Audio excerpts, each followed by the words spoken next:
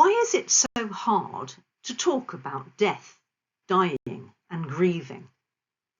I'm Amanda Roberts from Being Mortal, and I'd like to think with you about this question for a few moments.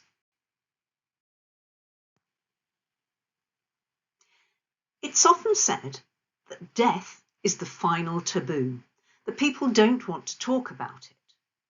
But is that actually true? A 2024 UK Marie Curie survey found 59% of people thought we should talk more about death and dying. However, only 14% have discussed their own end-of-life wishes. So most of us think we should talk more, but we don't do it. Why might that be? Another 2024 study found that 72% of people are comfortable talking about death and dying. They avoid the subject of death because they believe others are uncomfortable talking about it. This is really interesting. For years we've been told that people don't talk about death because they don't want to. Now it seems they do want to, but they don't do it because they think no one else wants to.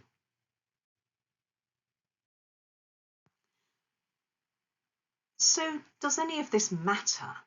Why is it important that we talk about death, dying and grief? I think it's really important that we talk about it for 4 reasons. Firstly, people are living longer, but not necessarily well. Many older people have multiple conditions which severely restrict their quality of life. The need for palliative care, that is the support from the journey from diagnosis of a life-limiting illness to death, is therefore rising. To provide this care, we need honest conversations about life and death. Secondly, where we die has changed. Most people used to die at home. Dying was a natural part of life. The community cared for their dying and were used to talking about this natural life process.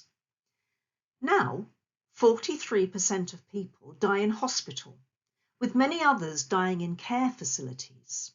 Family members can be removed from the dying process. They don't see it, and it becomes something frightening and not to be spoken of. This means that our collective knowledge of how to support people in the last phase of their life is disappearing. Our apprehension makes us turn to doctors, funeral directors, and other professionals to perform the roles traditionally associated with family members. This can be problematic in the case of doctors in particular, as they are taught in medical school that their primary role is to keep people alive. Death can seem like a failure.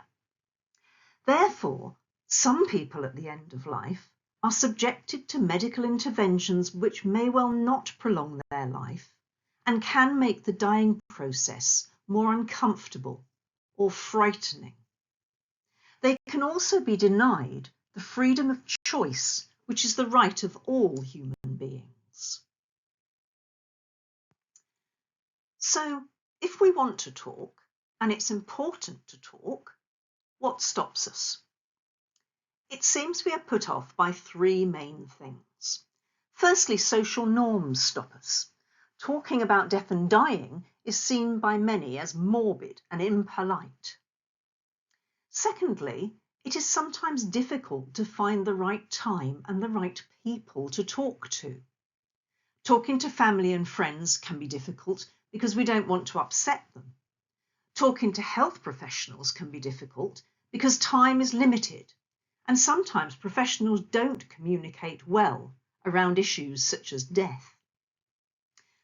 Lastly, some people have a lack of trust in end-of-life care systems. They feel there's no point in having these tricky conversations, as decisions they make now will simply not be put into practice later. We all know it's difficult to change people's beliefs and behaviours. We therefore need action at two levels. Locally, we need to act, for example, through communities, building their capacity to talk about death and dying, and supporting people at this stage of their lives. Nationally, we need to build capacity through government initiatives, such as the recent inclusion of grief education in the primary school curriculum. But what can we do as individuals to lead this change? I lead a campaign called Being Mortal. Our aim is to support people to celebrate life and acknowledge, talk about. We would love to meet people who would like to work with us to change how we talk about death and dying. We'd also like to meet organisations whose clientele would be supported by what we offer.